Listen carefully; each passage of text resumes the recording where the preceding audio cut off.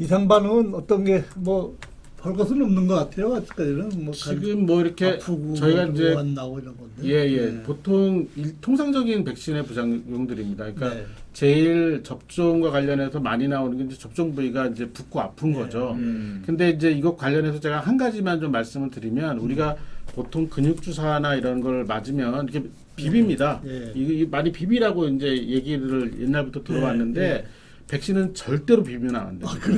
그래요? 근육 주사를 한 상태에서 근육 안에 음. 백신 내용물이 그대로 고여 있어야 됩니다. 그래서 퍼져 나가야 되는 흡수가 돼야 될지 이게 막 비비다 근막 그러니까 근육을 싸고 있는 막 바깥으로 나오면 확 부어오르기 시작합니다. 그리고 효과도 떨어질 가능성이 있고 그래서 3분에서 5분 정도 꼭 누르기만 하셔야지 예. 절대로 비비시면 안 됩니다. 여러분 이거 중요한 얘기입니다. 절대로 비비지 마세요. 예. 이걸 왜 제대로 홍보를 안 하는지 모르겠어. 예. 네네. 아직 또 무서운 후유증이 있을 수도 있다고 막 흉흉한 얘기도 있고 네, 백신 네. 맞고 나서 뭐 예? 지금 예. 저희가 그 예. 얼굴 돌아갔다는 예, 사람도 뭐 있는데 백신 접종을 하고 저 백신 접종이 아니라 코로나19를 경험을 하고 네. 네네. 다양한 그 후유증, 특히 이제 네네. 장기적인 후유증들이 있는데요.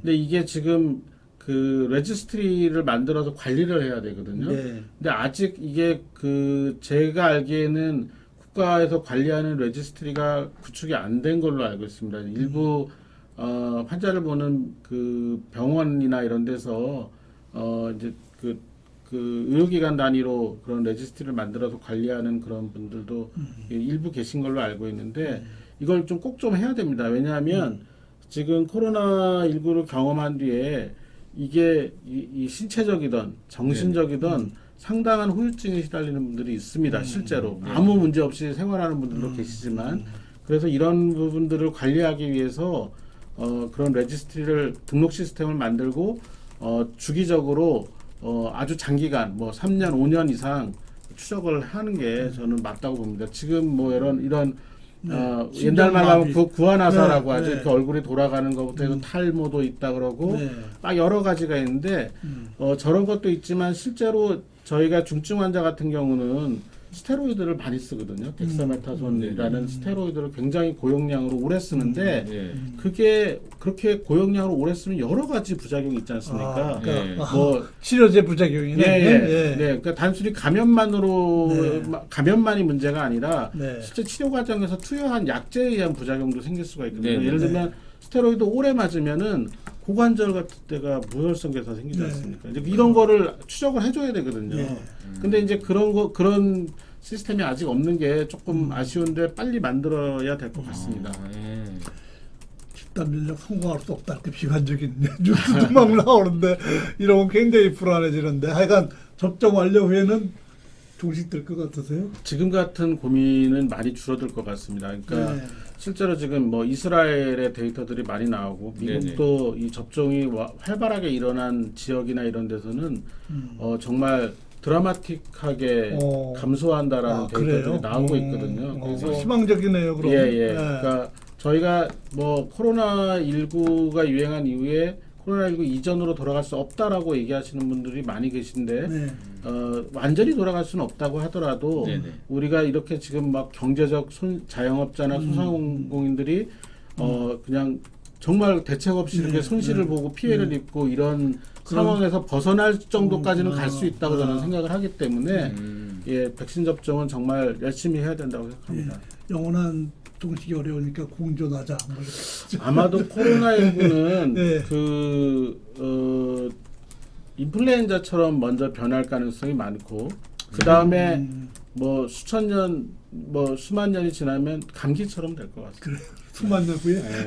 그러니까 사실은 본인도 코로나 바이러스의 네 가지 종류가 네. 감기의 원인균이거든요. 네. 원인 바이러스거든요. 네네. 그러니까 그건 무슨 얘기냐면 이미 이 코로나 바이러스의 아주 오래된 선조는 아마 이런 경과를 겪었을 겁니다. 그러면 사람들을 엄청나게 죽이다가 결국 사람과 타협해서 그냥 감기 바이러스로 남았을 거거든요. 네. 근데 이 코로나19도 아마 그런 경과를 가게 될 가능성이 저는 높다고 생각을 합니다. 애완동물도 걸린다는데 무섭다 이렇게 질문이 들어오셨어요? 네, 근데 애완동물에서 애완동물로 또는 애완동물에서 사람으로 그게 전파된 무섭거든요. 예. 사례는 아직까지는 없는 걸로 알고 아직까지는 있습니다. 없다. 네. 문제는 주인이 주인이 애완동물한테 애완동물한테 퍼뜨린 사례들이 아, 있기 때문에 그걸 결국 조심하세요. 사람이 조심을 네. 해야 됩니다. 애완동물은 죄 없습니다. 네. 예. 애완동물 마스크 끼야 예. 돼. 방역이 지나치다 뭐 이런 네네. 말 많잖아요. 지금 오버하고 있다. 아, 네. 그렇습니까? 방역이 개념이 좀 그래서 바뀌어야 열심히 된다. 뭐 하는 이렇게 게 얘기도 하고 뭐 있습니다. 여러 가지 뭐 유효성 마스크가 효과가 있네 없네 뭐 사회적 거리두기의 의미가 없네 이런 어떻습니까? 말들 네, 지 여전히 어떻게 생각하세요? 예. 방역 시스템은 유지를 예, 해야 되는 뭐 건가요? 상당히 근거도 돼요 이렇게. 네, 저희는 저는 네. 이미 그 다른 나라에서 우리나라 방역의 그 효과를 이미 다른 나라들이 보여주고 있다고 생각을 합니다. 네. 이제 여러 가지 저는 경제 전문가는 아니지만 네. 네네. 경제 지표들이나 이런 것들을 이제 그 여러 나라 그러니까 여러 기구들에서 발표를 하는 걸 보면 예. 코로나19의 유행을 컨트롤하지 못한 나라는 뭐 이루 말할 수 없는 피해를 네. 입고 있습니다. 네. 그런데 이제 우리도 피해를 입고 있는 거죠. 어차피 네. 유행을 네. 반복적으로 하고 있으니까. 네. 그런데 그 피해를 지금 현재 굉장히 괴로우시지만 그 피해를 어떻게 보면 우리는 지금 최소화하고 있는 거거든요. 근데 만약에 우리나라 정도 수준에서 영국 정도의 유행이 생겨가지고 하루에 10,000명씩 환자가 발생을 했다라고 하면 지금 아마 거의 지금 거의 폐쇄해야 네, 망가졌을 겁니다. 나라 네, 자체가. 사회가 우리가 무너졌을 네, 지금 때죠. 예. 600명도 굉장히 많다고 하는데 네. 10,000명이면 이게 상상이 안 돼. 근데 과거에 스페인 독감이 유행을 했을 때, 그러니까 벌써 100년 전이죠. 100년 전에 스페인 독감이 유행을 했을 때, 그 스페인 독감이 유행을 하고 전 세계의 판도가 바뀌었습니다. 어떤 판도가요? 전 세계의 그 파워, 아, 네, 나라의 판도가 바뀌었는데 어. 그때 가장 그 빨리 회복을 하고 가장 그래도 피해가 좀 적었던 나라 중에 하나가 미국입니다. 아, 스페인 독감 원래 미국에서 네, 시작했는데 시작은 미국이었어요. 시작은 미국이었는데 근데 스페인 독감이라고 이제 퍼져나가고 네, 자기 지금 뭐 저희 중국이라고 생각하지만 유럽 요새 데이터 나오는 거 보면 이미 작년 2019년 11월에 뭐 이태리 이런데 이미 이미 바이러스 나오고 있거든요. 그때 보관했던 혈청에서. 그러니까 이것도 좀 봐야 됩니다. 네. 이게 진짜 중국이 정말 억울할 수도 오리진이었는지 좀 고민해봐야 되는 부분이 있는데요. 네네. 근데 어찌됐건 뭐 사실 이런 신종감염병은 어느 나라가 시작이 돼서 어디서 시작이 돼서 뭐 이런 게 네. 알기도 어렵지만 네네. 그렇다고 그걸 그 나라 책임이라고 할 수도 없습니다. 이거는. 근데 어찌됐건 간에 이런 그 신종감염병을 신종감염이 유행하고 나면 그 다음에 이 세계 질서가 바뀔 때가 있었습니다. 실제로. 그러니까 그래서 교수님은 이제 현재 상황, 현재 우리 방역 시스템은 그대로 유지를 하는 것이 좋다. 네, 맞습니다. 네네. 네. 근데 이제 백신 접종을 충분히 하고 우리가 전체적인 유행 상황에 따라서는 그걸 기반으로 해서 완화를 해갈 수는 있다라고 보는 거죠. 그래서 백신 접종을 빨리 하자고 계속 얘기하는 이유가 이거를 방역을 풀려면 접종을 어느 정도 맞춰 놓고 풀어야지 저희가 다시 강화하는 일이 없거든요. 빨리 하고 싶어도 이게 뭐 들어온 백신이 양이 많지가 뭐, 않아가지고. 뭐 방역이 지나치다는 분들 말씀들 들어보면 뭐 이게 사실 나이 때문이지 네. 고령자가 특별히 위험한 것도 아니다. 네. 뭐 전파력이 뭐 그 거리두기 해봤자 별 차이 없다. 네네. 실내냐 실외냐 차이지. 그걸 뭘 2m니 뭐냐 아무 의미 없느니라 막 이렇게 주장을 엄청나게 하세요. 네. 네. 그래도 어떻습니까? 역시 통계를 근데 보면 이제, 네, 예. 기대 수명 감소가 예. 코로나 때문에 예. 10배가 됐던 사실입니다. 저거 팩트네. 예. 네, 네. 그러니까 실제로 그 고령층에서의 이 네. 고령층 환자를 실제 진료하신 네, 분들은 네. 너무 안타까운 일을 많이 경험합니다. 이게 그래서 제가 저희 부모님께도 꼼짝마시라고 하는 이유가 실제로 이렇게 정말 대수롭지 않게 감염된 것처럼 왔다가 그냥 쭉 나빠져서 이렇게 돌아가시는데 진짜 손도 못 써보는 경우도 있거든요. 이제 네네. 그런 경우를 보고 나면은 네. 많은 분들이 이거 뭐 너무 네. 한 거 아니냐라는 네. 말이 네. 저는 좀 마음에 와닿지는 않습니다. 아, 네. 역시 철저한 생활 예, 하고 예. 네, 네. 예방 접종 잘 하고 예, 예. 네? 네, 그렇게 해서 하여간 최대한 빨리 코로나에서부터 벗어나자 네네. 이렇게 말씀하시는 거죠. 한번 결론을 내린다면 글쎄 우리가 코로나에 항복을 할 수는 없잖아요. 예? 항복한다고 애들이 봐주는 놈들이 아니니까. 싸워서 근데 인류가 이겨야죠. 예. 이런 코로나19 같은 새로운 신종감염병에 접은 적이 없습니다.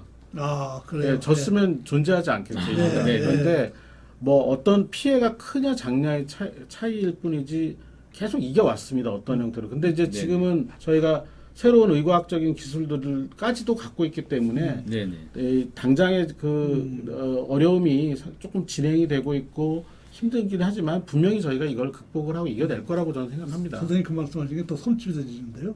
극복 못하면 멸종이냐고.